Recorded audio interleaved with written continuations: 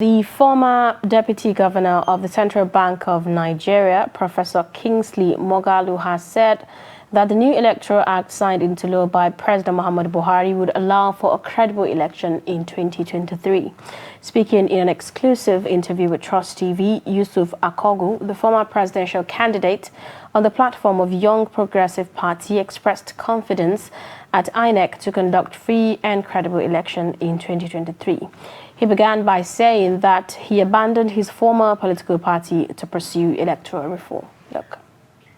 I left the YPP a few months after the elections in 2019. I resigned from the party and I left partisan politics for 2 years. I felt it was better to focus my energy on campaigning for electoral reform, because the lesson I learned in the 2019 election was that the votes simply did not count. And even though, of course, I did not have more votes than Buhari or Atiku, I knew that the votes that were, shall we say, accorded to me were not the actual votes I had in the election.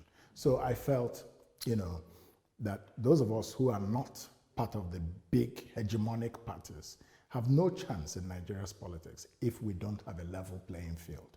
And today I'm very pleased that we have been successful with the signing of the Electoral Act Amendment Bill. The electoral bill was signed last week Friday, but the president did raise some observation with regard to section 84, subsection 12. I don't think they should amend the section. There's nothing wrong. In fact, it is required and appropriate for political appointees to resign their appointment ahead of time, wanting to contest an election. Otherwise, what you're doing is that you are giving people who are in high appointive offices an advantage over other people in the political system if they can sit in their office and be campaigning while sitting in a public office. It's a corruption of democracy, and that should not be allowed. So I would recommend that the National Assembly decline that request from the president, because it's a request that advances the selfish agendas of a few high-level appointees in the Buhari government whom we know, and we know their influence. And that's why they're pushing that agenda. But it's not an agenda that serves democracy, because democracy implies that there should be a level playing field for everybody who is contesting for any position. Well, the test of the pudding is always in the eating. But I think even, prima facie, as lawyers would say, on the face of it, it should vastly improve the transparency of the collation of election results. Simply because that collation and transmission will happen electronically in front of polling unit observers. And that reduces, it may not totally eliminate, but I think it reduces very significantly the scope for electoral fraud. You are in the race to become president. Do you think you have what it takes to compete with the names or the few people already that have declared their intention to run for the president in 2023? First of all, the next president of Nigeria must be somebody with a sound understanding and, if possible, experience in economic fundamentals. Nigeria is best served by a leader from 2023 with technocratic knowledge of how to manage Nigeria's economy, because that guarantees the welfare of the citizens. That has an implication for the security situation of the country, because when people don't have jobs, they go into crime. When people are illiterate and don't have education and skills, they fall prey to religious extremism or extremist ideologies. So these are the kinds of things that happen when an economy is bad. So the next president, I think, should be somebody who can take us out of the mess we're in.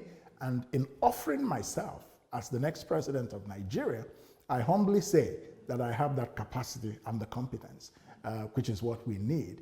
We should forget, even though we want to use a democratic political process, but the end goal in our minds as Nigerians should be who can take us out of this mess. Who is competent, not what party is he or she in, or is he or she in APC or PDP. The mess has been created by APC and PDP, My attitude would be, first of all, that there has to be a debt moratorium. We may have to do a debt rescheduling. It It may be necessary because Nigeria is very close to insolvency. When you're spending 97% of your revenues servicing debt, you are really, for all intents and purposes, insolvent. No question about it. And the only basis on which this government is surviving is illegal loans from the central bank to the central government. That is ways and means financing to the tune of around 15 trillion naira over the past several years. And this is part of what is causing the devaluation of the naira and inflation. You know, so all of this, so the incompetent economic management of this country affects the livelihood of the common man. The price of a mudu of rice or gari and today yam tubers, it's just out of, because food is the biggest part of the commodity price index. That is how we measure inflation. And so when the inflation starts with food, then you see that it comes to a point where many households can either not feed themselves 3 times a day, or the quality of what they're eating is massively deprived. You have a lot of malnutrition, you have unproductivity. So this is a very fundamental problem, you know, about the quality of life of families and their productivity. So you need a president who understands these things and what to do. So there has to be a debt moratorium. There has to be possibly a debt rescheduling. We have to look at what to do with some of our assets, whether they can be sweated in some ways to generate forex that can repay some of these debts, especially assets that may not necessarily be fundamental for our survival as a country. There has to be a different way of managing Nigeria's economy to become far more productive. You know, the government has to get out of the way in certain essential areas. The government is distorting the economy, and that's one of the reasons we have a lot of problems. Nigeria is a very dynamic country with very productive and dynamic people, and they can do business. Then we have to deal with the security problem. That's very important, to bring about to improve and increase economic productivity in the northern part of Nigeria. Because the fact that the north has a massive security problem today is contributing to the economic downward trend in the country. The north, to a large extent, is a food basket. And when people cannot go to their farms, when people are illiterate and do not have the skills to be productive, and when people are afraid of bandits, so there's so much destabilization, and it also contributes to inflation and many other things. So these problems are interlinked, and you need a president who understands that they're interlinked. You need a president who can create the dream team that will support him or her to run the economy and manage Nigeria's security effectively. Because at the central bank, I led massive reforms of the financial system and the banking system, working together with the governor, Lamido Sanusi, Muhammadu Sanusi, the current Caliph of the Tijaniya Sufi order. So, you know, we did a lot together. And, you know, I supervised the introduction of Islamic banking in Nigeria. It was very controversial. Some people said, oh, this is Islamization. And I know the heat I took in the West, in the East. Bishops were calling me, oh, you're now the man to Islamize Nigeria. And I started laughing.